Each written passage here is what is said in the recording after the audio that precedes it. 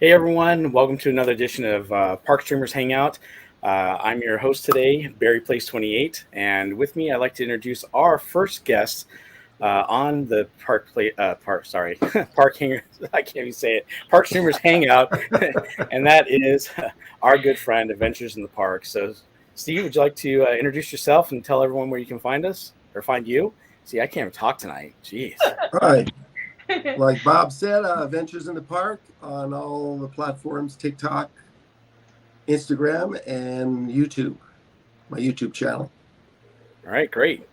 And also with us tonight is Cordy in California. So, Cordy, can you tell us where you can find it? Where we can find you? Bob's You can find me on Instagram, Cordy in California, YouTube, again, Cordy in California across the board. Oh, except I have to verify Twitter or X. I think I have Cordy. X. I think it's Cordy in Cali. I think that might have been taken. And also on Discord. Very cool. All right. And down below, we have Theme Park Casual. Can you tell us where we can find you? Yes. Hey, kids. I am Theme Park Casual. You can find me on X, Instagram, and YouTube, all of them at Theme Park Casual. All right. Well, thank you, everyone. Of course, I'm Barry Place 28, so you can find me at Barry Place 28 on Instagram, on YouTube, and even though I'm having problems with that channel, you can also find me on Twitch. So if I can talk tonight, I'm going to be going through a bunch of different events where I can't even talk tonight. Maybe I should just let someone else take over. Actually, I just want to say welcome to everyone. Thank you so much for joining in today. It's so great to see everyone from our channels. What's so funny, Cordy? Are you laughing at me? I was going to have the giggles. It's probably because I only had 2 hours of sleep. Yeah, Cordy was up pretty late last night doing some late night streaming there, trying to go to Cane's.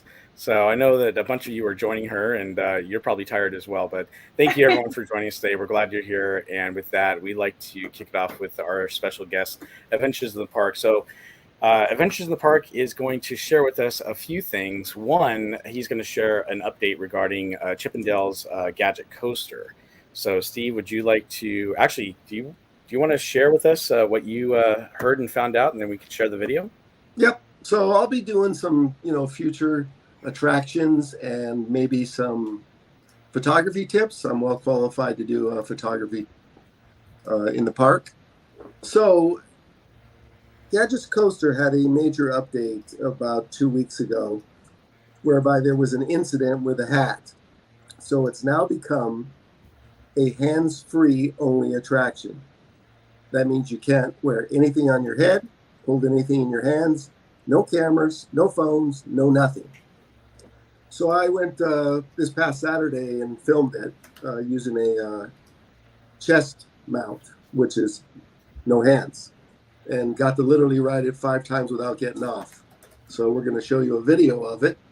And this is probably going to be a permanent thing because of the incident. It could have caused quite a dangerous situation, according to the lead cast member. So we're going to show you Gadget's Go Coaster because you probably won't see it in the live stream anytime soon. Yeah. All right, let's show the video.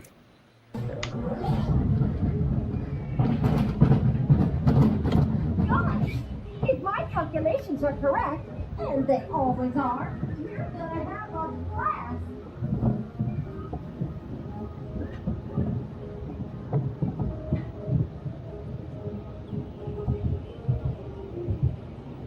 This is the shortest ride at Disneyland.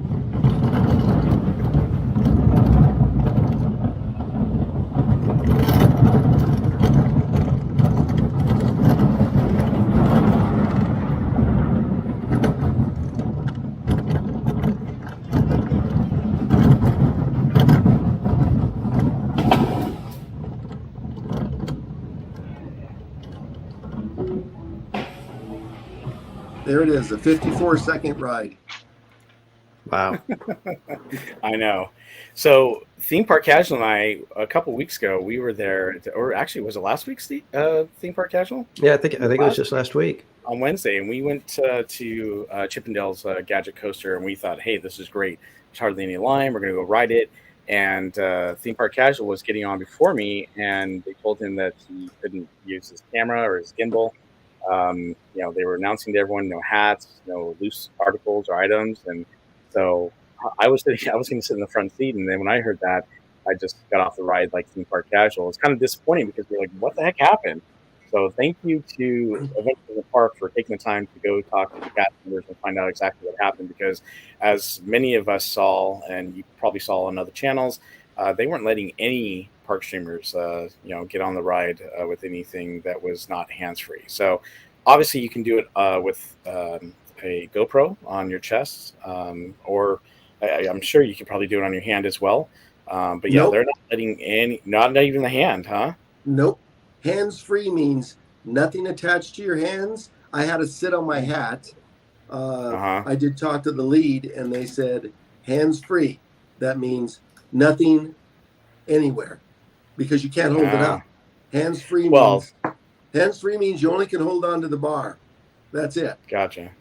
So yeah, usually the GoPro, with the GoPro that I have, it puts a wrist strap, not a wrist strap, but it actually goes onto your hand and you can hold that way. But no go on that one too, huh?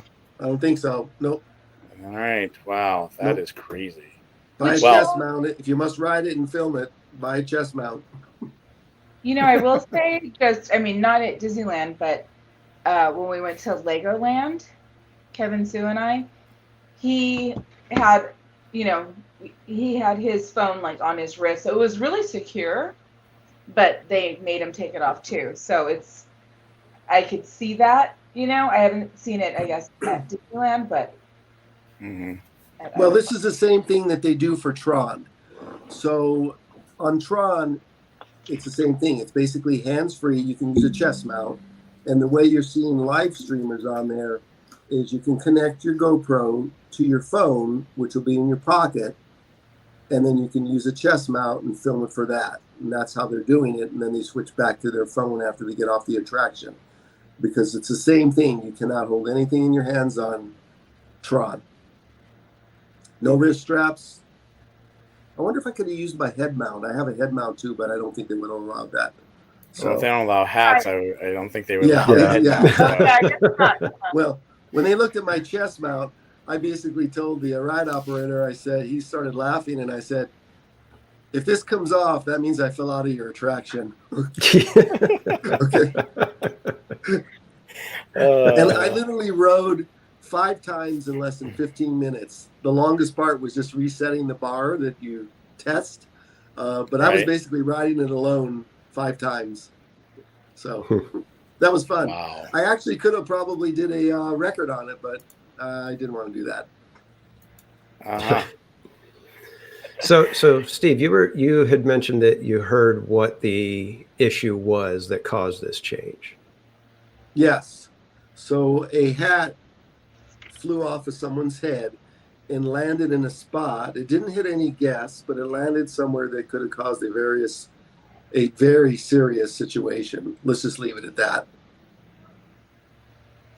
Yeah, and that's not good. Obviously, we don't want that to happen, but we appreciate you taking the time to talk to the cast members and find out what happened, because obviously, me and Theme Park Casual are kind of taken back by what? This is like one of the shortest rides in the park, and it's not a big roller coaster, and about the only one you can't take a gimbal on right now is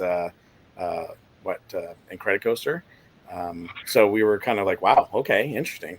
Yeah, I saw 2 other live streamers this week I was watching, and they walked up to the attraction just like they normally would have, and they got turned down.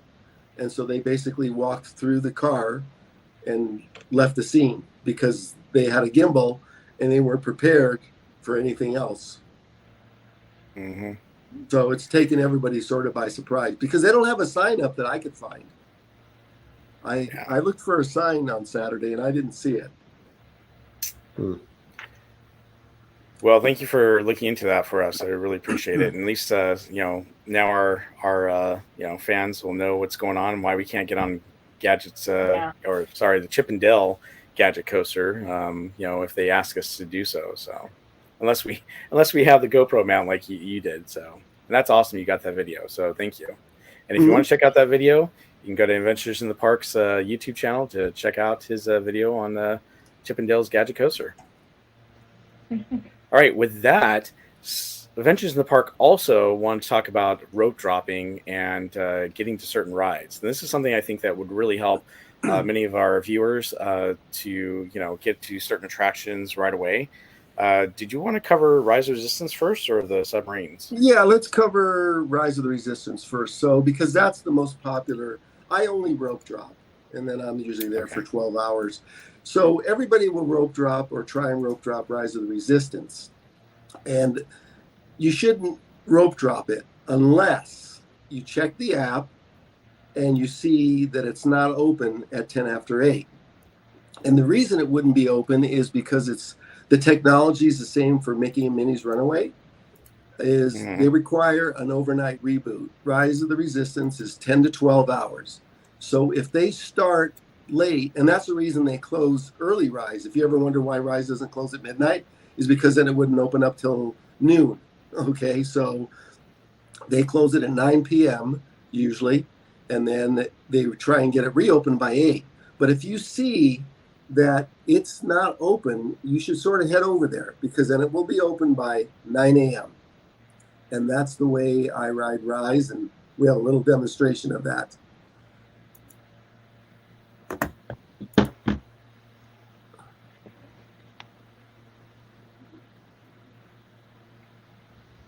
Is that the right video, Bob? I thought it was. Yeah, it looks like you're waiting for them to. No, it should be moved up. No. I sent you the clip. Yeah, the link you sent me to this. So. Yeah, okay. Well, okay. Yeah, I set Measure up A, the hotel and event worker ballot measure, is bad for Anaheim. that. Sorry about that. I tried to lift it up too high and it couldn't catch up. Okay, just close that, because this is you're going to have too long of a clip. So basically, when I rope drop it this way, I'm the first one on the attraction. So you line up, you just kind of hang out, and they'll escort you in. So if you get escorted in, you're the first one on the attraction, and there's virtually no wait. So you can either rope drop it and wait 45 minutes unless you're the first one at the rope, or you can look and see if the attraction hasn't opened. Again, if it hasn't opened, you scoot on over, you have some patience, it will be open by 9 a.m. and you'll walk right on. So that's the trick for Rise of the Resistance. Other rope dropping attractions, a very good corner is what I call Submarine Corner. So you got Space Mountain, Utopia, and Submarines in this corner. When I rope drop Submarines, I usually ride that by myself too, because nobody goes there. If you go to rope drop corner by the Submarines, you can knock out those 3 attractions in less than 45 minutes, because nobody rides them. If you go for Space Mountain first, then the Submarines, and then Utopia, you'll be off of those in less than 45 minutes. Now, another good rope drop attraction has become Mickey and Minnie's. Just a note for everybody, they are planning, and this is sort of confirmed, to get rid of the paid lightning lane. Another cast member lead I was talking to told me. So they will have normal lightning lane, and then they will have standby. If you rope drop Mickey and Minnie's, the last 3 weeks has only been 10-minute wait. So if you do Submarine Corner and then scoot over to Toontown, you can do Mickey and Minnie's Runaway, you can do Gadgets, not filming, and you can knock those 2 out in about 20 minutes. Nice. Yep. And another thing is, when the Haunted Mansion Holiday reopens, then you're going to really see some low lines, because last year when I was researching, everybody rope drops Haunted Mansion Holiday like you've never seen. There'll be a 1-minute wait on Pirates. And at that time, Splash Mountain was no wait because of that. And then if you want to take a chance on Rise, if it does open, because if you check the app and if you're not right at the front of the rope, by the time you get over there, unless you're running, it's going to be already a 30-minute wait. But with the Haunted Mansion Holiday opens, that will change. Mickey and Minnie's will definitely change. That'll be a 5-minute wait. You heard it here. Yeah, you heard it here. Exactly. I do this all the time. I always ride Rise. I'm the first one. And another one over at DCA to not rope drop, but you watch is if Radiator Springs Racers goes down, that's a 90-minute reset. So if you can find out from the cast member when it went down, you can just go off and do something else and then come back in about, say, 65 minutes and then hang out. And that's another one I go on. I'm the first one. And you just walk right on. And by the way, Rise, if they have to reset it, it's 2 hours almost to the minute. So if you see Rise go down during the day, you can find out when it went down, 2 hours. If they clear the queue, it's 2 hours. If they don't clear the queue, it could be anywhere from 15 to 30 minutes. But usually they have to clear the queue. So 2 hours.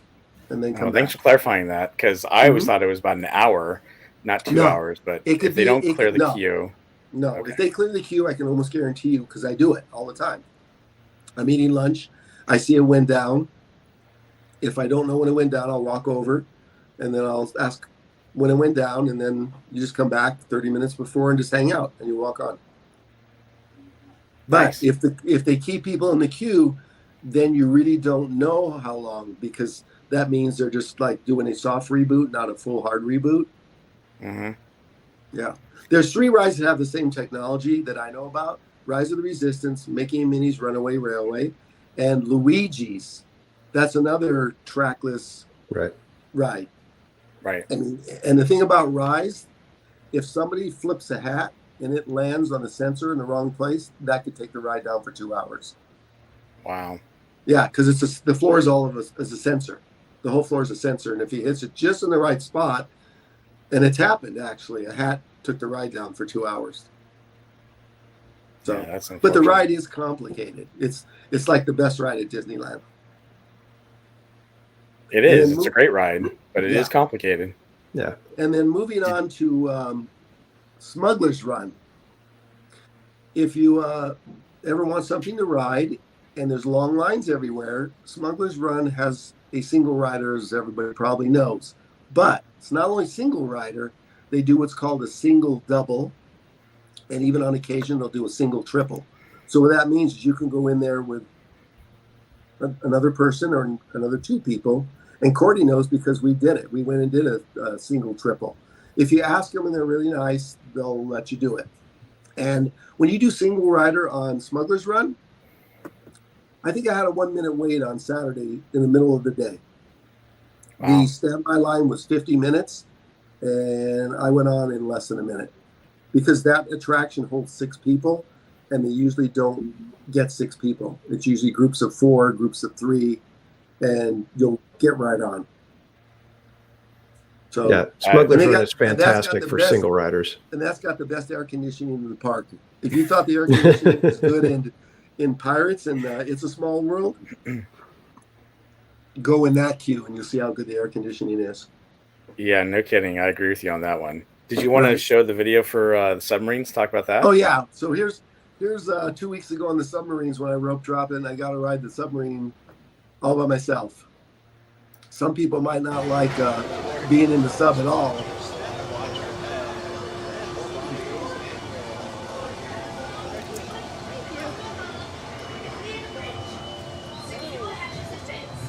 Stand by, engines. Ship rigged for getting underway. There is no one on that sub. Look at that. Watch when I go out. Same thing. Now, if you want to test your claustrophobia, just go on the sub by yourself. This is the captain speaking. Now that we're underway, I'd like to welcome you aboard. As the conditions of our voyage may be unpredictable, please remain seated at all times. As we leave the coast behind and head towards open water, you'll notice that this is a popular spot for divers searching for exotic fish.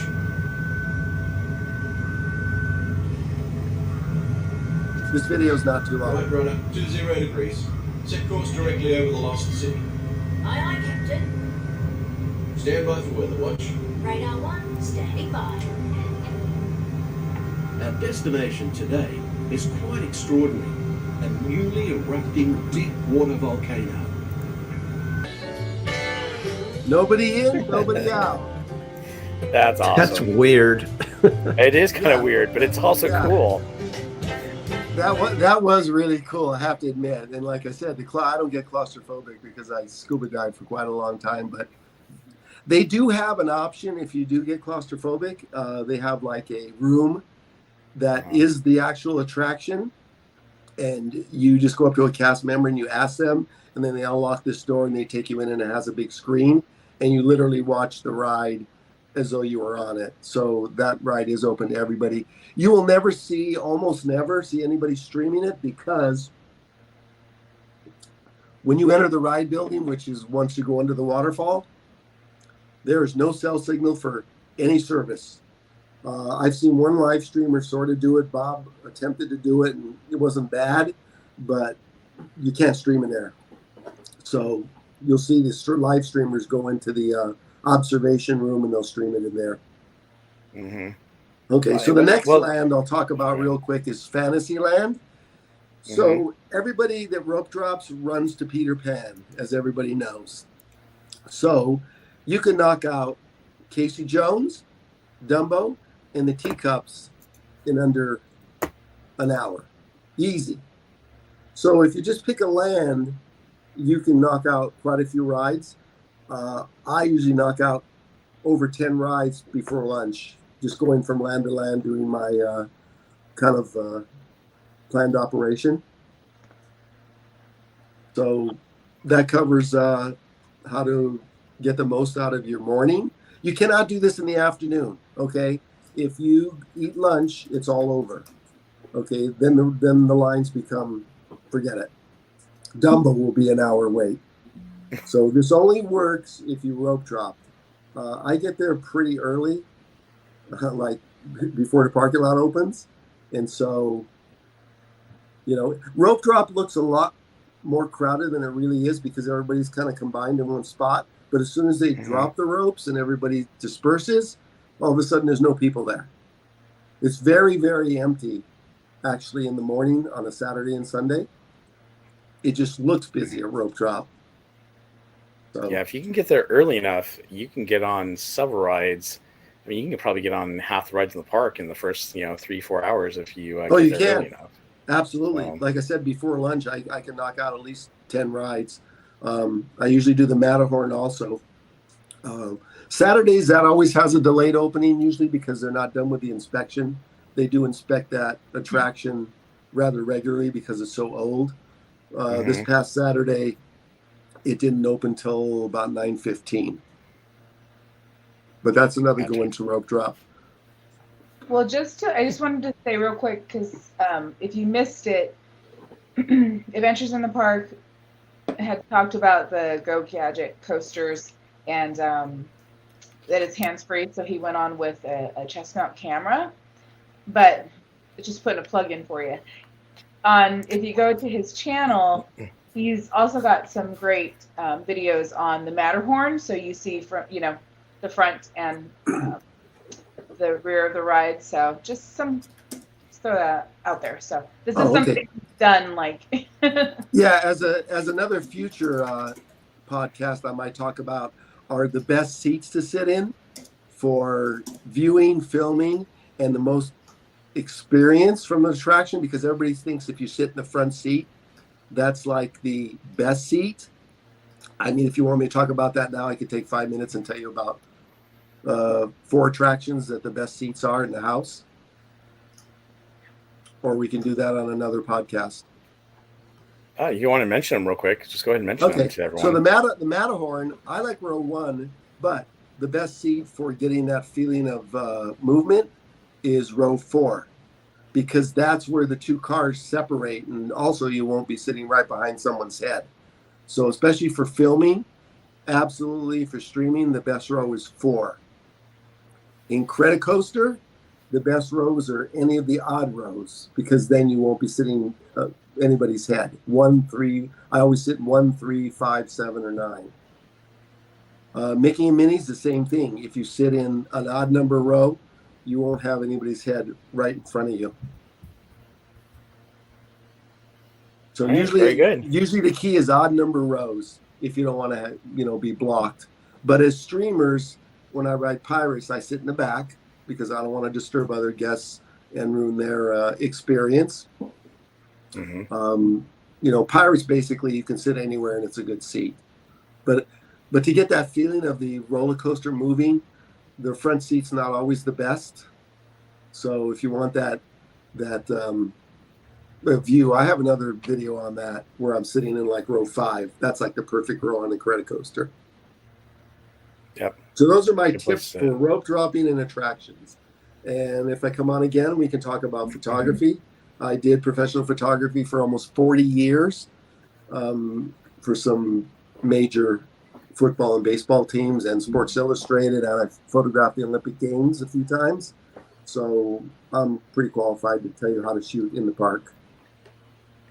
That's awesome. Well, we're glad to have you as a guest finally on the show, Adventures in the Park. And actually, I should be calling you Joe Cool. Look at you with your sunglasses and that hat. Well, this was because I was a mystery guest, so I thought that was a good idea. So. Very cool. We'll leave it at that. We'll move on to the next guest. Well, Adventures in the Park is going to hang with us for the whole entire show. So next, we're going to talk about something really cool that is coming up for us next week, and wanted to share it with all of you. So let me share my screen real quick. And that is the Knott's Scary Farm announcement. So they are actually having an event next week that me, Cordy in California, and Theme Park Casual are attending. It's on August 24th, which is a Thursday. It's going to be something different because in the past years, they've actually let annual pass holders go to an event. It was a free event. For about an hour, they would bring you in, talk to you about all the things that were happening at Knott's Scary Farm. You get to hear from the people who are creating the mazes, and it was kind of cool. This year at Screamfest, they decided to make an announcement about an announcement and basically said, hey, on August 24th, we're going to have this event. It's going to be a 3-hour-long event, but we're going to charge for it. And I think a lot of people were taken aback because they were charging for this event.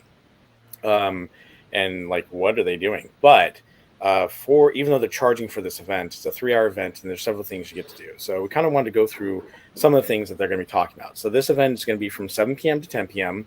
At Knott's Berry Farm. And it says in the intro here, Halloween is a time. It isn't a time, it's a feeling. And that feeling, when the fog rolls in and your body quakes in terror at unseen nightmares looking in the dark. At our exclusive immersive event, you'll be the first to learn about new mazes, shows, and nightmares waiting for you at Knott's Scary Farm. It's our 50th anniversary celebration, but you'll be the one unwrapping the ghoulish gifts. You'll bear witness to a full presentation of our offerings, then take a sinister stroll through the streets of Ghost Town, complete with fog and monsters. So I think that's kind of cool. Theme Park Casual and Cordy and I were talking about this, and I know Cordy has a few reservations about this because she's a bit of a scaredy cat when it comes to this type of stuff, right? Yes, and Cordy's like, yeah. I'm just saying. So Bob, I think you messaged me and you're like, do you want to go? Tell me now. Because he was like, he knew the tickets were going to go fast. I'm like, yes. And so I went in like not knowing, okay, it's just an announcement. So, but I did a little more to it, but. Well, it was an announcement, but unfortunately there are a few things that they're doing that might be a little scary, but we basically, Theme Park Casual and I told Cordy that she can stand between us as we go down Main Street, or not Main Street, because I'm not Disneyland out here, as we go down Ghost Town. So for Mazes and Entertainment Showcase, obviously we're going to have the opportunity to meet and discuss the spine-tingling or spine-chilling creations with the masterminds behind this year's attractions. We're going to get to chat with the content experts, the designers, and the creative directors, and marvel at the artwork and designs that will bring your worst nightmares to life. They're also going to do a 50 years of never-ending nightmares presentation, since this is the 50th anniversary for Knott's Scary Farm. So it's a presentation going through the enthralling historical presentation and discussion inside the haunted confines of the Birdcage Theater. They're going to discuss the sinister secrets and spine-tinkling tales that have shaped Knott's Scary Farm's legacy over the past 50 years. And then, this is the part that I think Cordy's going to be a little scared about, but the Monster Mayhem. So be prepared to encounter some of Ghost Town's most legendary monsters as you venture through the dimly lit streets, and keep an eye out for the newest frightful fiends lurking along the Gold Mine Trail. One of the cool things that they're going to do is they're going to let us go over to the town hall to check out some of the park's wardrobe department, where they're going to showcase some of the amazing costumes they've had over the 15 years for Knott's Scary Farm.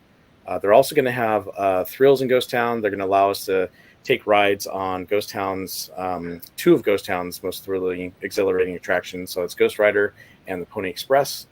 They are going to have a legacy store with merchandise and experience, so we can actually go over there and be one of the first ones to purchase this year's exclusive anniversary merchandise. And then obviously the terrific or terrorific takeaway, we'll be able to get a sneak peek into the sinister world of Knott's Scary Farm's 50th anniversary celebration. I think they're going to be talking about the mazes, obviously, and they're going to talk about the history, and then obviously get us ready for the event. So tickets are $20. They did sell out 2 hours after they went on sale, but basically due to popular demand and limited amount of additional event tickets, they are going on sale tomorrow at 10 a.m. So if you're interested in this, you need to jump on it right away. Go to the Knott's Scary Farm website and click on that banner. But we want to talk about this a little bit more in detail. So let's start off with Theme Park Casual. What are you looking forward to the most at this Nightmares Revealed event, and what do you think we're going to hear during this event? What am I looking forward to most? I think I want to check out the Legacy store that they're going to be doing, because that's going to be very similar to what Universal does with their tribute stores. And since this is the 50th anniversary of the Haunt, I'm hoping that they're going to do some really cool, make it feel almost like a maze in and of itself with the merchandise store, and really give some good theming to it. But I'm also looking forward to the announcements that are surrounding the 50th, because there is going to be a new maze. The rumor is that it's going to be kind of a tribute / greatest hits type of maze. So there's going to be, possibly, like 8 sections, and they're going to be, recreations of some of the classic mazes that have been, popular and, gone by the wayside, been removed, and they're bringing some of those portions back. So that should be kind of cool. There's also rumor that the Hanging is coming back. If you don't know what the Hanging is, the Hanging was a show that they would do in Calico Square, and it was basically, if you picture like The Onion or the Babylon Bee, the way they kind of twist headlines and make fun of everything, picture that, but in absolutely not PG restricted jokes. They would push the limits on this, and it was a fantastic send up of all the pop culture stuff that's happening throughout that year. I believe the last time they did the Hanging, it was a much more serious tone, and it was it was a takeoff on the whole Sarah Marshall storyline that's that revolves around Calico and her being a witch and all of that happens. So it was a little bit more serious. So we don't know if it's going to be that version of the Hanging, or if it's going to be, kind of going back to the roots of the Hanging and giving us a fun, hilarious, silly, inappropriate show. So I'm looking forward to those kind of announcements. So that's my thing. And honestly, when found out that there's actually going to be the monsters and some fog going on, I was excited, because it's like, oh, good, we're going to have excellent streaming content as we film Cordy getting absolutely terrified and screaming. So, speaking of which, G-Man says Cordy would rather go on the subs and do Scary Farm. I love that. Boy, that's neck and neck. Cordy, I can get you on the subs. It'd just be you and me. Watching the video, even if there's no one in there. And then I told him I'm not going with him, because he's like, oh, and then I'm going to say this and that, like trying to make, he's like, oh, yeah. He's not going to What you do is you start going, see? I can't breathe. What's worse, that or not Scary Farm? Too funny. Cordy, you there? There I am. Okay, there you go. Hey, so what are you looking forward to the most of this event, Cordy? And what do you think we're going to hear? Well, it's another fear to face. So I really did think, like, when I first heard it was an announcement, I was like, oh, okay, we'll be sitting in a room and they're gonna tell us about it. You know, just kind of basic. Hopefully, it's not me. But now I'm kind of curious as we're leading up to it to see what it's all about. So I'm hoping it's like the Golden Zephyr, and I get there and I'm like, oh, that was it. I don't think I'm going to do that, but I'm hoping that's what it is. Could very well be for you. I don't know. So Courtney, I know you're going with us to the announcement event. Do you have tickets for any of the nights of Scary Farm? No. Okay. But did I tell you I bought you tickets, Cordy? Well, there is. If I get one of the Magic Teaching Mel, like she was talking about this a few months ago, and she said, so if the ticket's free, will you go? And I was like, ooh, I don't know. And she's like, no, if it's free, you're going. And I'm like, okay.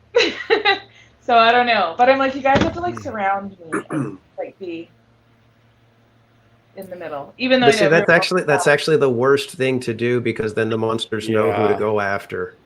Okay, the exactly, necklace. especially. Well, yeah, or you can get the necklace. They leave you alone. But the thing is, when they see that you're scared, they just keep coming after you. So if you're like hiding between two people, they're just going to keep coming until you're out of your mind or they stop. So obviously they don't touch you or anything like that. But they can be kind of scary, and it's funny because. Even my daughter, she's like, I want to go. I'm like, no, you're not going. You're too young to go. And she's like, well, I'm going to watch your YouTube channel. I'm like, perfect. You can do that. If you get scared, turn it off. But I'm telling her she's got to wait until she gets older to go, because as much as she wants to, it can be a scary event for kids. So, but Adventures in what's that? Especially the mazes, I would imagine, just because you're in an enclosed space. And don't they try to space you out? I have it all plays in my head. Like I have it all what I think it's gonna be. But have you even watched any streams or anything of it? I can watch them, but I still kind of do that. But I like horror movies, so I can watch those all day long, right? Supernatural horror movies. But it's the people. And then I even said, I forget who I was telling. I'm like, oh, I think Jessica. And I said, but I could be a scare actor. Yeah. It's funny. Mermaid Plan says, I would walk backstage and be like, nope, LOL. Oops. That's funny. Well, Adventures in the Park. Do you like going to any of the Halloween Horror Nights or Not Scary Farm or any of these events? I haven't, but my take is if I could film it, I'll go. That's one reason I don't hang around Disneyland in the evening, because it's a little harder to film. I don't know why Disneyland is so dark. It has to be that dark. So I don't have anything against going. I like horror movies just like the next person. I've never been to one. I think I messed up by not getting Oogie Boogie tickets, but I was in the queue and then I kept going back and forth. Should I? And then my turn came up and I passed. But I have nothing against going. It looks like a lot of fun. I would probably go to Universal's deal, because I'm a lot closer to Universal. Yeah, so close to you. Oh, yeah. I could get to Universal in about 15 minutes or so. It takes me about 45 minutes to get to Disneyland. Knott's isn't my favorite park, but I wouldn't be averse to going to Knott's Scary Farm. I would just rather go to Universal, I think, if I picked one. I'm contemplating getting a Universal pass, so if I get the right pass, it'll include one night of of their event, and I would probably go. But like I said, if I can film it, I'll go. Yeah, I know Universal Orlando does not let you film inside the mazes. Ooh. Yeah, but I think Hollywood still lets you film. Yeah, from what I understand, Hollywood still lets you film. Yeah, I don't know anything about. I watched a lot of streams from last year at Universal Studios Hollywood, and I couldn't tell whether they were allowing the streamers to film in the actual mazes, but even if you can't film in the mazes, it's still the surrounding areas look pretty nice too. So, So Brian Sevilla said yes, you can film in Hollywood. Can film in Hollywood. Okay. yeah, I've watched Brian's stream last year, and Brian takes his normal mirrorless camera, which works a little better at night than a cell phone. So, yeah. All right. So does that mean we may see you stream at Hollywood or the Halloween Horror Nights, Steve? I'll think about it. Yeah. All right. All right. Not committing. If Cordy goes on the subs 10 times. Oh my god. Oh. Whoa, 10 times. That's a lot there. Hey, listen, I almost got Cordy her own private seat on the canoes a couple of weeks ago, and she wouldn't do it. Yeah, well, Garrett's saying go Steve. Yeah. What's next? Guardians of the Galaxy? No. Yep. No. Exactly. Yes. Something will freeze over and starts with an H before I go to Guardians of the Galaxy. Yeah. Well, one stipulation, but. Yeah, exactly. I can go on the Matterhorn 7-8 times in a row that I have done. But I don't know. Guardians, I talked to a cast member and he goes, I said, yeah, my friend says it drops really short. And he goes, no, it's not. And I said, yeah, that's what I figured. Liars. Well, they feel just short. Not like the drop there, Steve. Yeah. You just go up and down. Yeah, just a little bit up and down as your stomach falls out, right? So I'm looking forward to. I haven't been on Monsters After Dark, so I've never been on that version. So I'm curious to see what that is. I haven't watched anything about it, so you'll love it. I have zero spoilers, so I'm going to go into it completely cold. What do? They just change the. I have no idea, and I don't want to know We're until not I go talking on about it because he doesn't want to know. It's a whole. Oh. What happened? Somebody freeze? Cordy. Yeah, Cordy froze out. Cordy froze for a second. I don't know why. It's probably my connection. What did I do? No worries. What were you saying, Cordy? Froze up again. Never mind. Don't say it. All right. Let's see. Are you using an old modem? Is it a dial-up? Is that Are you on dial-up on your cell phone? I think she has AOL and she doesn't want to tell anybody. What the heck? Okay, am I back? You're back. So don't make any weird faces because I might be frozen that way.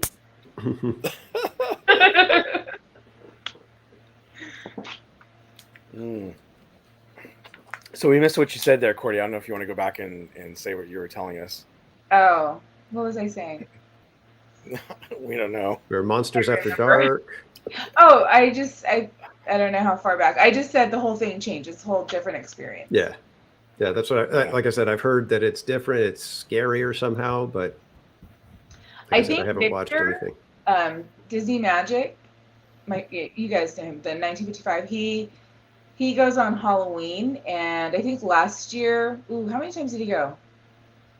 I can't remember, between 6 and 10. He just because no one was there, everybody went to Disneyland for Halloween, right? Picked that for the first park, and he went to CA and got to ride it over and over again. So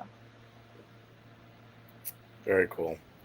Well, I guess I would say that I think one of the things I'm looking forward to the most is obviously learning about what this tribute maze is going to be, if that's what it is.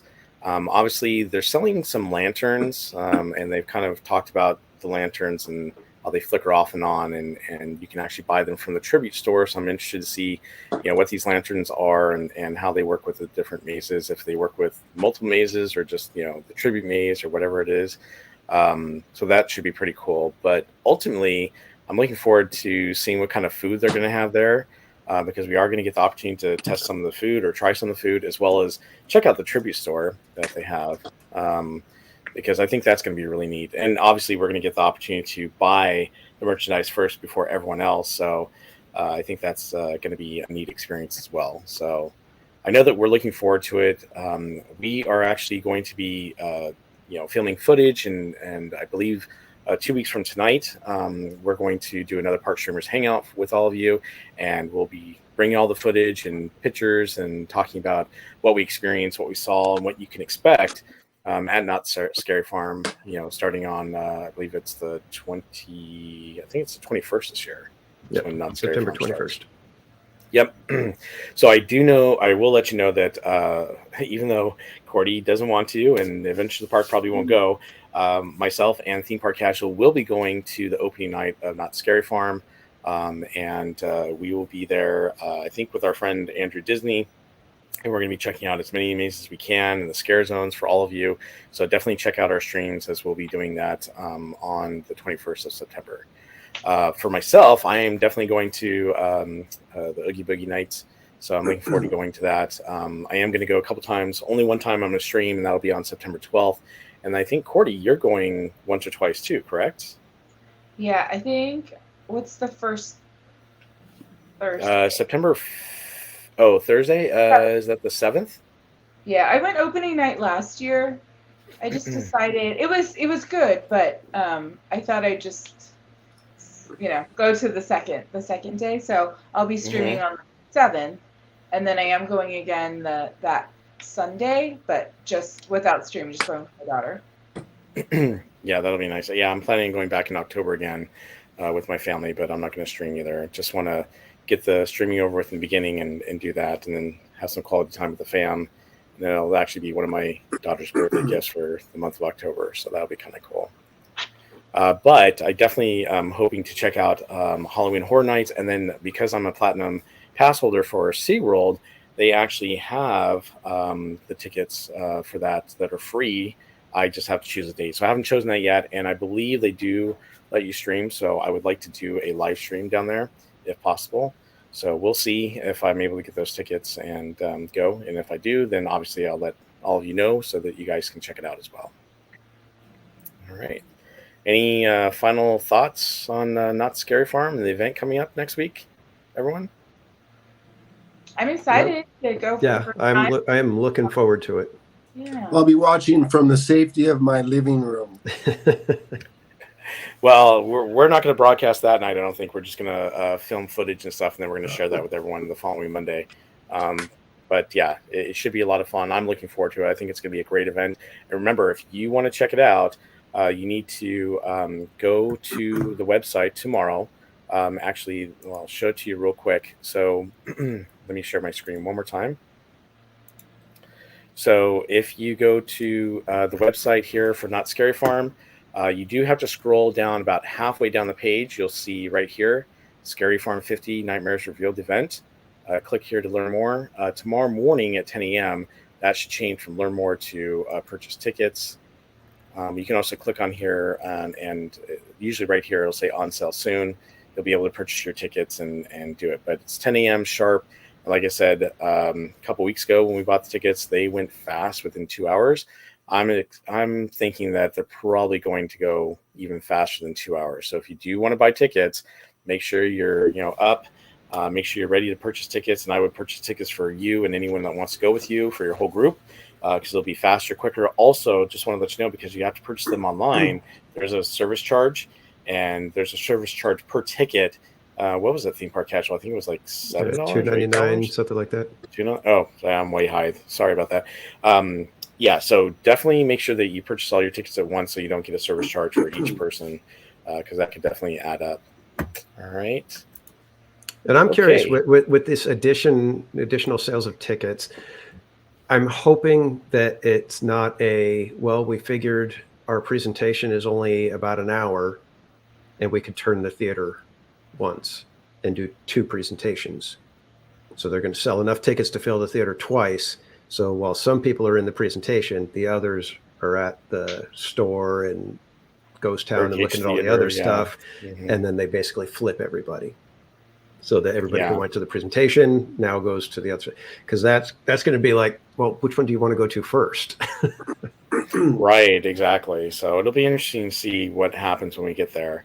Because like you said, in past years, it was only one event. Maybe they are going to do 2 and sell twice as many tickets. Yeah, because at that point, then it's like, okay, well, do you want to get to the store first and you get the scoop on the merch, or do you go to the event and get the scoop on the announcements? Because both of those are valuable. Well, they haven't said, what time the, events are going to be at the theater. So right, that's why I'm saying that's what I'm thinking. That's why my brain was like, why would they suddenly have extra tickets? If they should have. There's no reason for them to hold back tickets and then open it up again unless they figured out a way to either do 2 presentations or they've moved it to a different venue. But that doesn't make sense either. I would hope they do like one presentation at 7 and one at 9 or something like that, or one at 7 and 8. But I definitely would want to go to the tribute store first and check that stuff out, and try to do that, unless they're doing the scoop right away, like at 7:30. Oh well, Brian is saying it's not in the theater; it's at Calico. At least that's what he heard. Oh, so interesting. Well, thank you, Brian, for the information. Well, we'll see.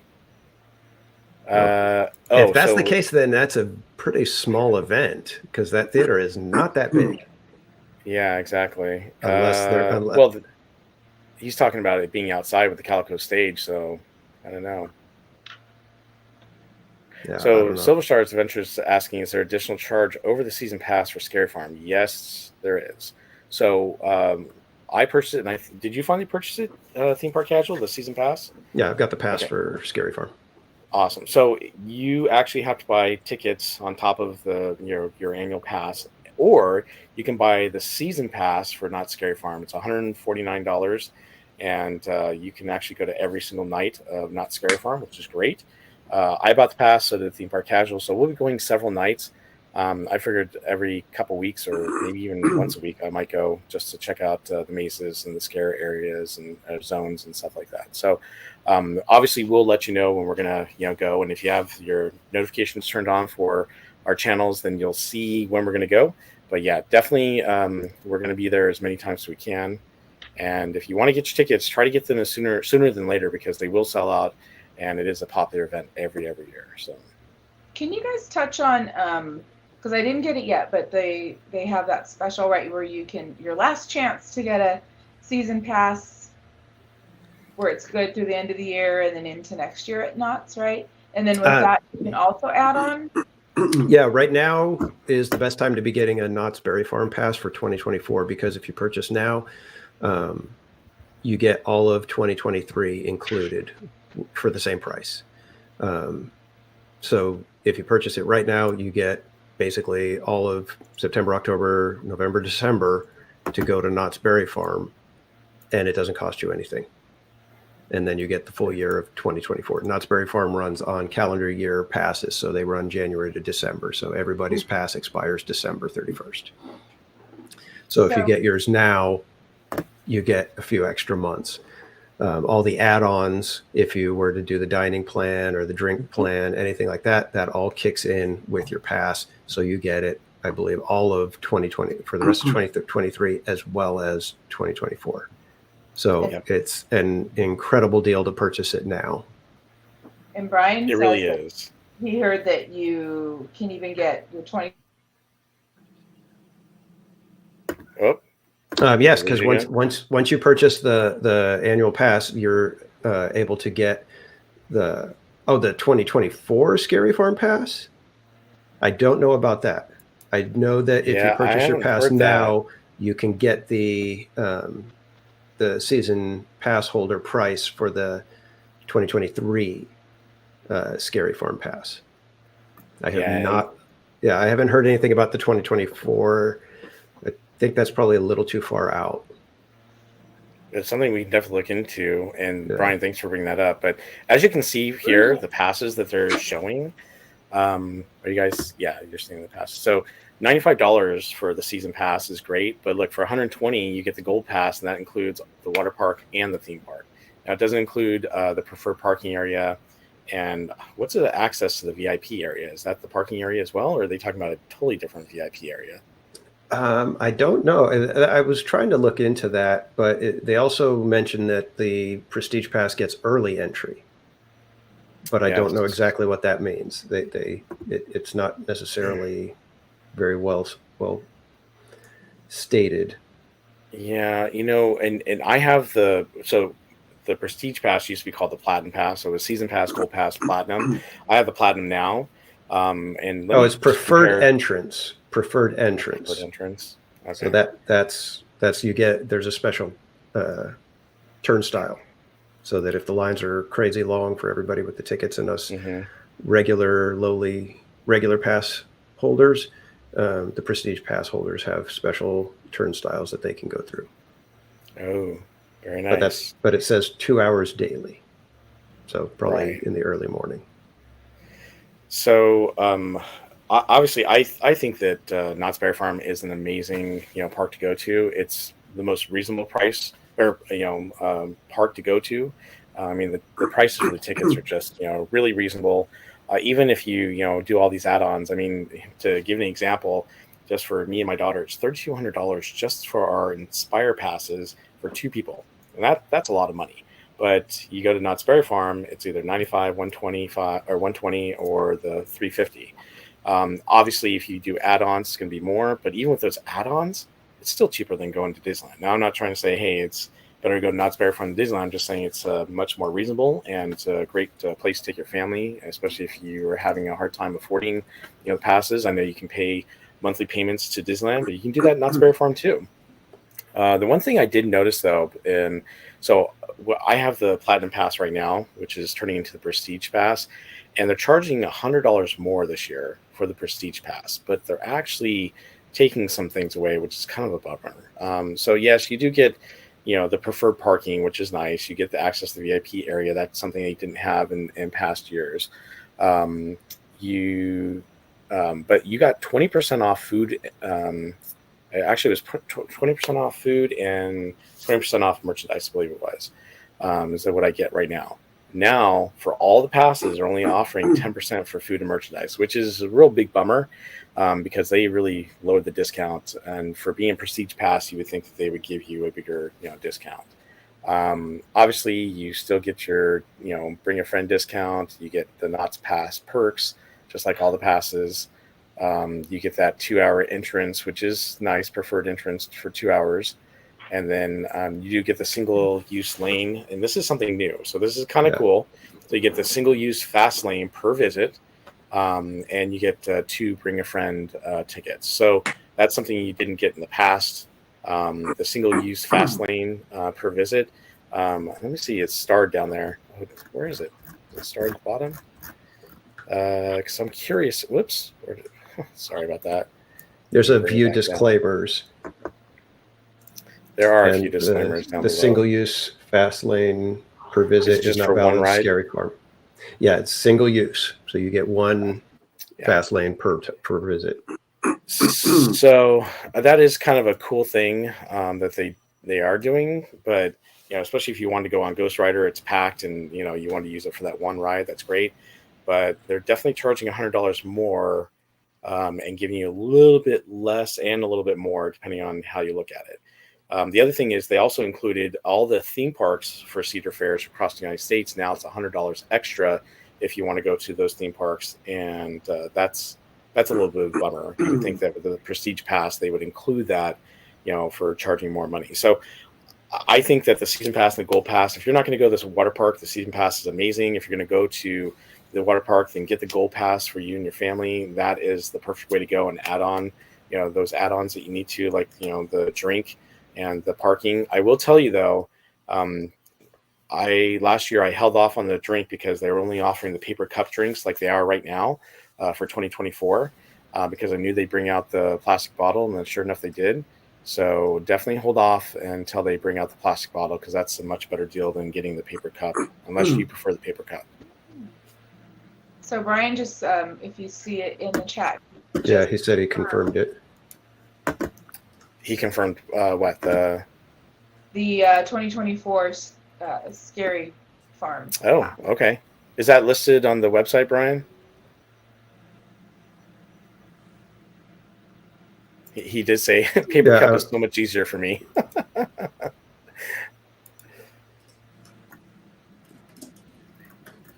Yeah, I'm assuming that he probably just went through and was going through the renewal to double check it, and when you get to a certain point, it gives you the option. So Gotcha. I'll probably do that right after just to see. Yep. Very cool. Yeah. So I plan on renewing our passes, although I don't know what I'm gonna do with mine. I'm probably gonna have to downgrade mine because I have the platinum, and I'll probably just go back down to the gold pass myself. But Garrett says, all this boysenberry talk makes me want to have a boysenberry sarsaparilla. Oh, that sounds so good right now. So, Bob, let me make a comment. Yes. So, speaking of passes, I just renewed my Magic Key. And let me tell you, they kept it the same price. If they would have made it $2,500 instead of $1,599, I still would have renewed it. Because to me, the magic is I went almost 60 times last year. And an Aspire Key, you only have to go 7.5 times and you're even.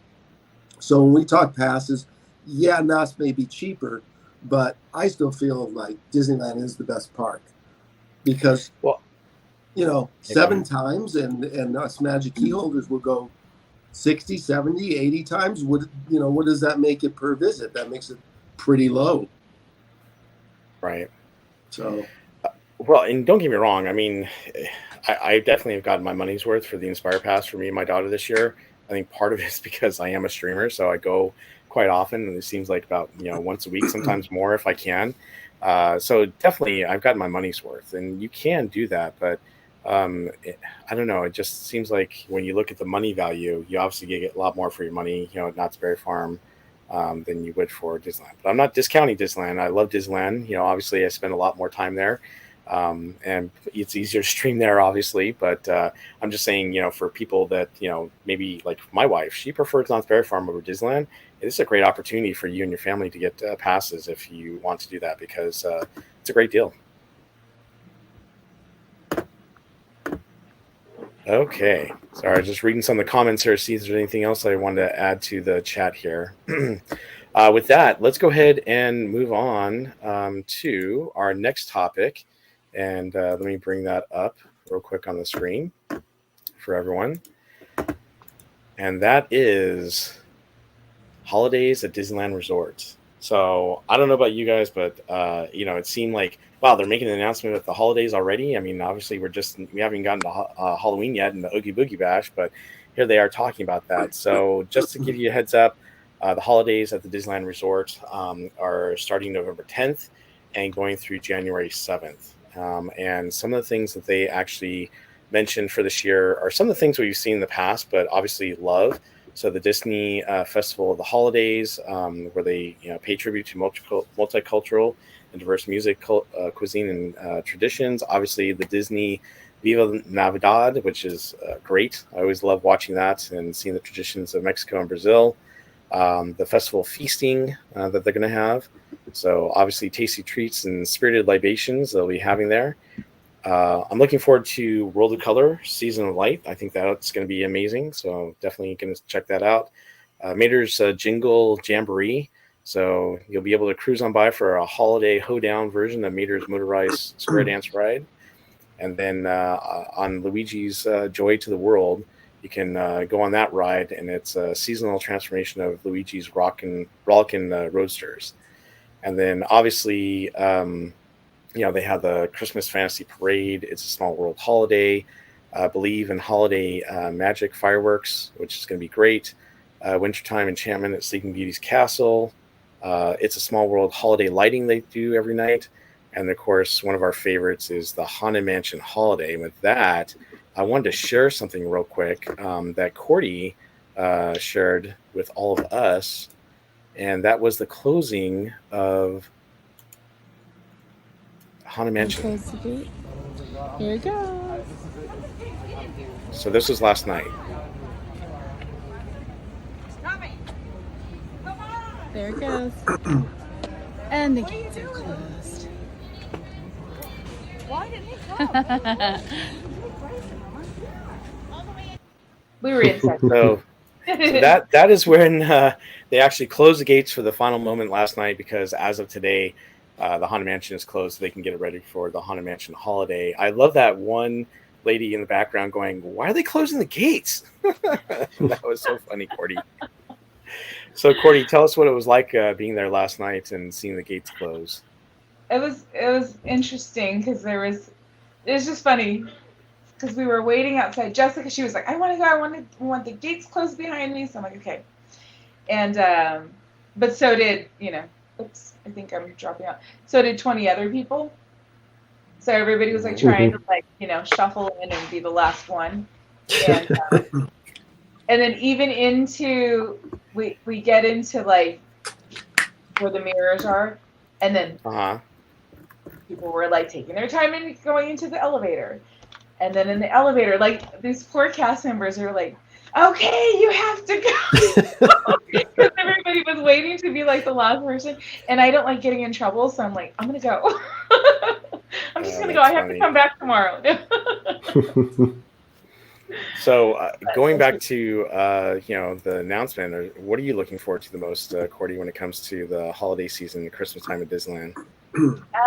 Everything about Christmas. That's my favorite. So Halloween's fun. I enjoy it, but Christmas that's my happy time. So is there something you prefer to check out and see? I mean, obviously, I'm sure you enjoy all the things they have at Disneyland during Christmas time, but what's some of those things that you enjoy the most? Oh gosh, no, literally like everything. So I'm gonna miss Wondrous Journeys, like that. Okay, what did I say? I'm gonna miss Wondrous Journey. So that'll be a tough one to, go without for a while. Hopefully, that's it next year. But the Snope, right? Getting the Snope with the fireworks and everything.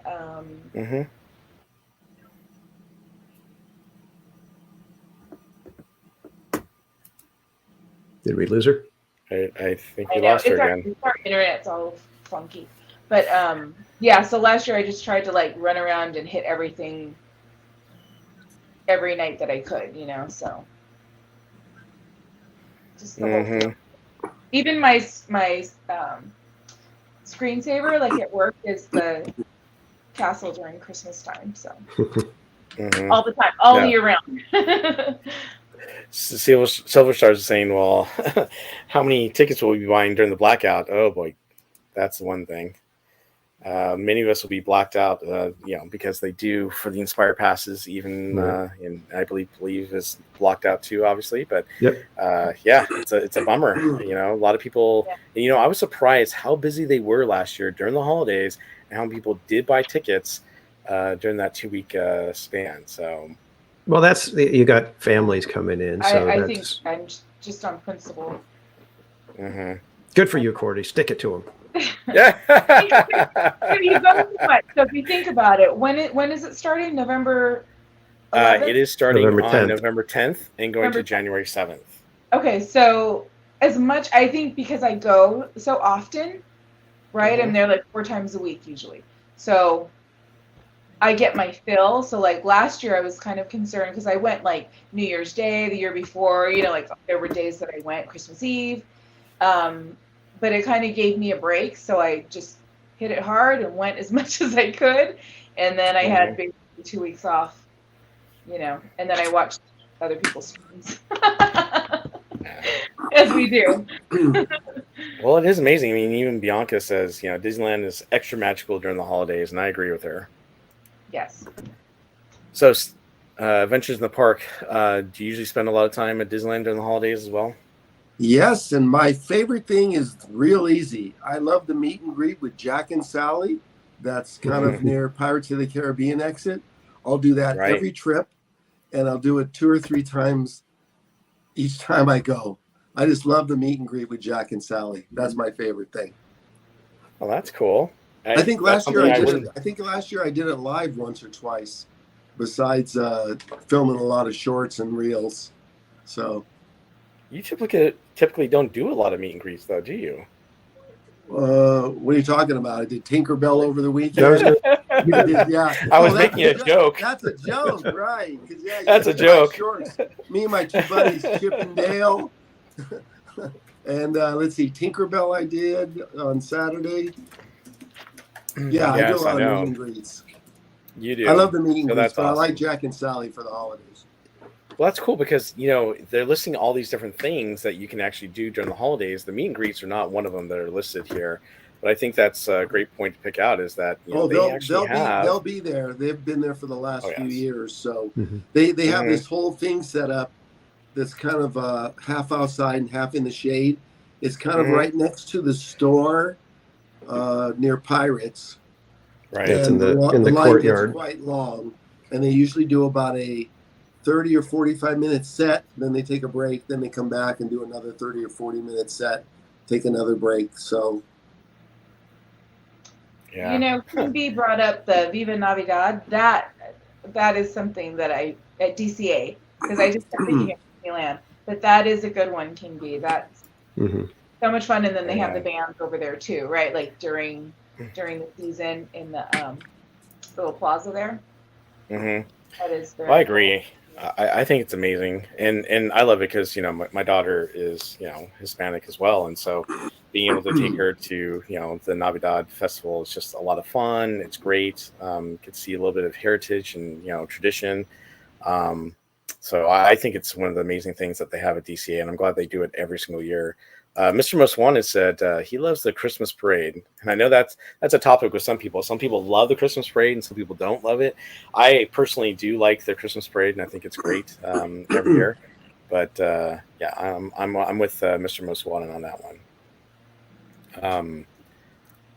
Let's see here. So Steve obviously likes doing his meet and greets and theme park casual. What are you looking forward to the most for the holidays at Disneyland?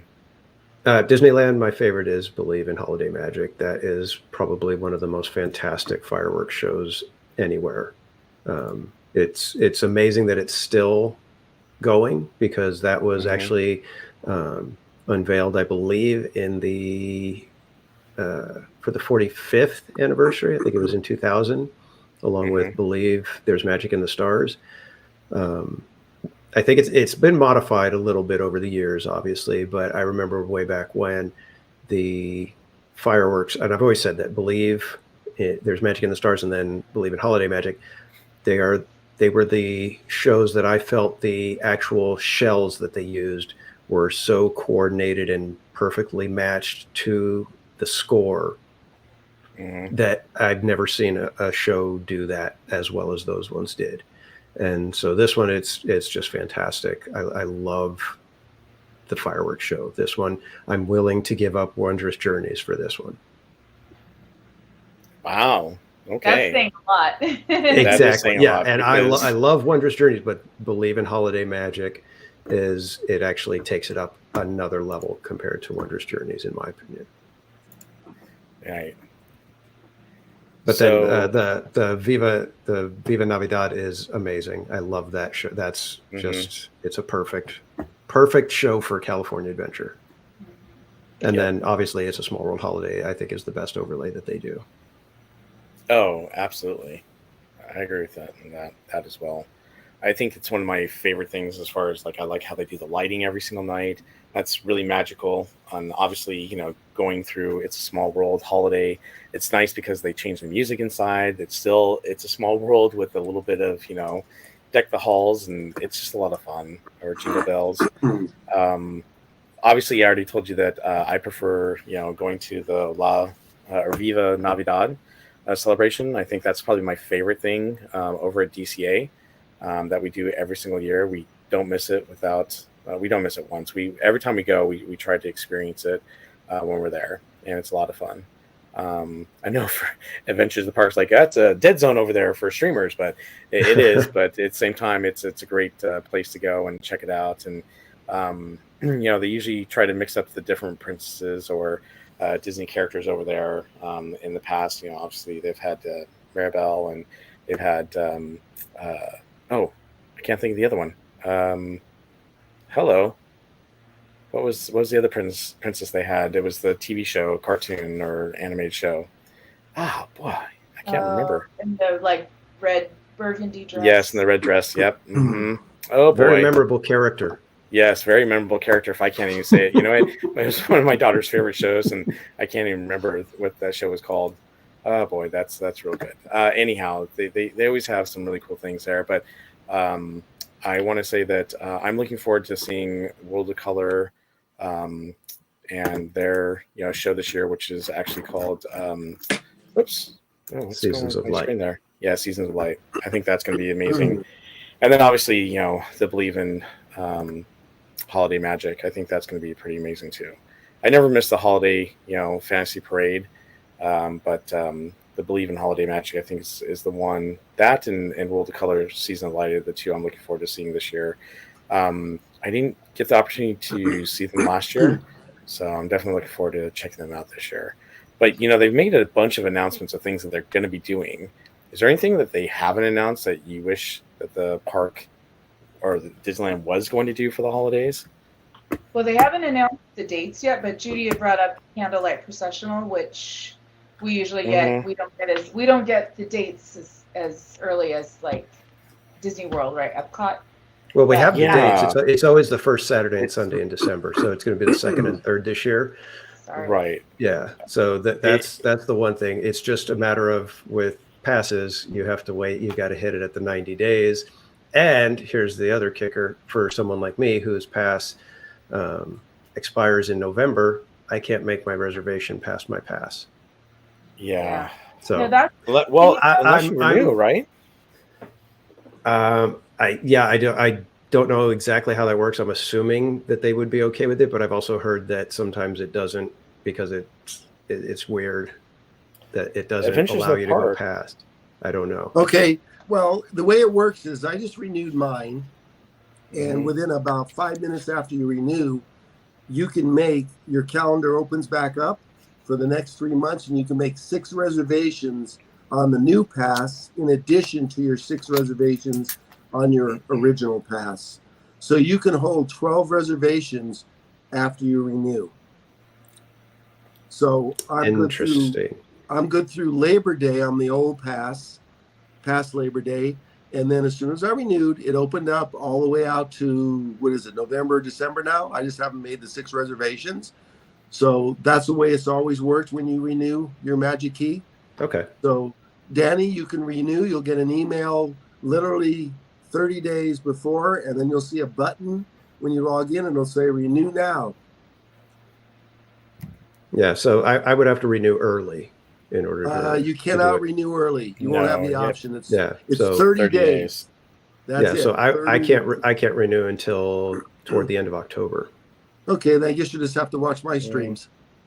Wouldn't it be towards the middle or beginning of October? Because you did the middle of. Yeah, I think mine. I want to say like November 23rd or something like that. Oh, Cordy and I are going to have an exclusive. Because I'm actually because that's the thing. I'm blocked out. If I don't upgrade to the Inspire key, I'm blocked out on my birthday. So I can't even go to Disneyland on my birthday right now. Yikes! Yeah. Well, like I said, they didn't raise the price, which is pretty good. Everybody thought they were going to raise the price, and they didn't. Well, there's also I heard that August 31st we get the information about the class action suit, so there could be changes after that. True. We shall see. Yeah. Because there's talk that I think Silver Stars put it in the chat that there's rumors that the Dream Key could be coming back. Interesting. Hey, real quick, I want to do a shout out to David Anthony. He said Princess Elena of Avalar. That's who I couldn't remember. And then King B also said the same thing, Elena. Yeah. So thank you, both of you. I appreciate it. I was on a brain fart there. And one thing I do want to mention. With the 2 weeks that were blocked out from Disneyland, if you have a Knott's pass, you still have a ton of fantastic Christmas events to hit because Knott's goes that, and I just looked at the website and it looks like they are bringing back basically everything that they did last year. And last year it was again like if you've joined me or Barry Place on our summer nights live streams, you know that you go from stage to stage to stage constantly with entertainment. Same thing happens at Christmas time. You've got the Snoopy on Ice ice show. You've got the Home for the Holidays extravaganza that they do on the Calico stage. You've got bands and a cappella singers throughout Ghost Town at different times. They do a nightly snowfall and lights all over Ghost Town. It's definitely, like I said, when you get your pass for Knott's Berry Farm, you are getting your money's worth. And they do Snope as well at Knott's. So don't think that, if we can't get to Disneyland, you're not going to feel the Christmas spirit. Knott's knocks it out of the park last year was just insane how amazing it was. Mm-hmm. Yeah, they do a great job. And actually, Theme Park Casual and I were talking about this, but the snow event that they have, it's actually, I hate to say it, but I think it's actually a little bit more magical and more, yes. I don't know, you feel the spirit of Christmas a little bit more at Knott's Berry Farm than you do at Disneyland. Not that Disneyland doesn't feel magical, not that it's not cool, but they play the theme track or the theme song from Home Alone, and they bring out the snow and Ghost Town, and it's a great experience, and it's such a enclosed area and space that you feel the magic of everyone around you. It's really a great experience. Yeah. If you've never tried it, definitely go to Knott's Berry Farm, or Knott's Merry Farm, I should say. Exactly. So, all right. Well, with that, I think we've covered all the topics we want to talk about tonight, didn't we? Is there anything else you guys wanted to bring up? I don't think Here's so. what- I think that's... All right. Yeah, I think we covered it. Wow. We did. We covered a lot tonight. So with that, we did. Let me see. I had one question, and it was just kind of like a. Oh no, I'm sorry. We don't have time for that. I'm kidding. Vanta Crew asked, any tips for service dog in training and finding good places to sit and wait for the parades? So what would you guys' recommendations be for parade viewing? I know for a fact over where Cordy and I go, where It's a Small World is, they have an area there specifically for dogs. Okay. I don't know if you can watch the parade from there, but you take your service dog into this gate that's sort of between, it's on the other side of It's a Small World where the monorail track is, and right below it, it's a dog area. So right, it's for dogs to go to the restroom, basically. Okay, yeah, I don't. Doggy restroom. Okay, well, so much for that. Well, no, they I don't. Again, like you said, they may, if you have a service dog, they might let you hang out there for a little bit. I don't know, but no, not on that side. Not on that side. Okay. Yeah, no, no. That whole side, the opposite side underneath the monorail tracks, is a no viewing area. Okay. So unless they let you in where the dog is, so whatever. Yeah, I mean, you can go to the website and check out the service animals. You can just Google, Disneyland service animals. It'll take you and it'll tell you, places you can go and places you can't go with your service animals. There's nothing that says about parades or any specific, things other than specific rides. It does give you places that you can, like relief areas for the pets that you can take them to. Like Adventures in the Park was saying, I probably would hang out in one of those areas next to one of those relief areas to try to watch, the parade. That way, if something happens, you can, take your, service animal into that, relief area in case they need to go. Sometimes you can wait for a long time.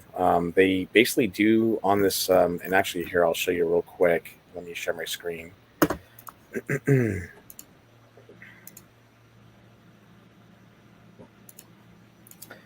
So if you go to the site for Disneyland, you will see that it's got this information.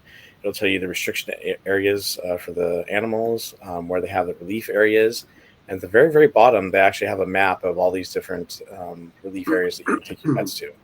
I do know that they do have them along the parade route. So you could start up by, Small World, or you can go over by the castle. But there's several different places you can actually go that show, where these, relief areas are if you click on them. So there's one in Two-Town as well. So I would recommend trying to hang out next to one of those relief areas if possible. Okay, there you go. All right. Well, with that, let's go ahead and Adventures in the Park, since you're a special guest tonight. Again, why don't you tell everyone where we can find you, and maybe let us know when you're going to be streaming again in the park? Well, I'll be at my favorite place this weekend again, streaming maybe live at Disneyland or photographing shorts and reels. And everything is Adventures in the Park, TikTok, Instagram, and YouTube. And I will be there this weekend. All right, great. Maybe Looking live, forward to your maybe stream. not. Anybody watching, you can hit the bell icon, hit the like button, and I don't typically schedule a live because I don't decide what I'm going to do as far as filming until I get there. Whether I'm going to do, Matterhorn shorts, or whether I'll go live for 3 hours. So it's sort of on the fly. So you'd have to have the bell icon going if you want to watch one of my lives. All right, great. And let's go ahead and go down to, this way, Theme Park Casual. And go ahead and tell us where we can find you and when your next stream is. You can find me at Theme Park Casual on Twitter, Instagram, and YouTube. I will be live next at Knott's Berry Farm on Wednesday evening for more Summer Nights fun. Very nice. Awesome. And then this Saturday, I will be doing a coast-to-coast stream with the Rogue Attraction. We have it planned. Got to double check and find out what time and everything and get that squared away. But we should be doing a coast-to-coast stream this Saturday. Yeah, so definitely check that out, everyone. He's going to be streaming on the West Coast. Rogue Attraction will be streaming on the East Coast, and you'll get a little taste of what it's like at Magic Kingdom and at Disneyland. And with that, we have Cordy in California down below there. Tell us where we can find you and when you're streaming next. Let's see. I'm spinning. There we go. So Cordy in California, YouTube, TikTok, Instagram, Discord, and what's the other one? Oh, X, right? Do I call it X now? Yeah. We just mostly call it Twitter, but we can Okay. we can call it X. We should probably start getting used to that. I know. And I'm not sure, maybe tomorrow. We'll see how the day goes. At Disneyland. Maybe tomorrow. Probably tomorrow. Very nice. Thank you, Cordy. And of course, I'm BarryPlays28. You can find me at BarryPlays28 on YouTube, X, and Instagram. And as well, it looks like it's working tonight. Twitch is actually working, so you can find me on there as well. So that's where you can find me. I plan on being at Knott's Berry Farm on Wednesday with Theme Park Casual. I may not start at the same time as him, but I will be there Wednesday night as well. And then hopefully maybe later this week, maybe Disneyland, we'll see. But for sure, next Tuesday, I'll be at Disneyland as well. So with that, I just want to say thank you to everyone for watching us tonight. If you would, please take the time to like all of our channels. We're obviously broadcasting from all our different channels. That may change soon. But until we do so, please go to my site, Cordy in California, Theme Park Casual, and Adventures of the Park, and like our stream for tonight. And if you like the content and what we're doing, please take the time to subscribe to our channel, and don't forget to hit that notification bell so you know when we go live all the time. With that, we just want to say thank you so much for watching us as you've been doing for the last several weeks, every 2 weeks on the Park Streamers Hangout. We hope you guys have a great week, and we'll talk to you real soon. Thank you so much for hanging out with us, everyone.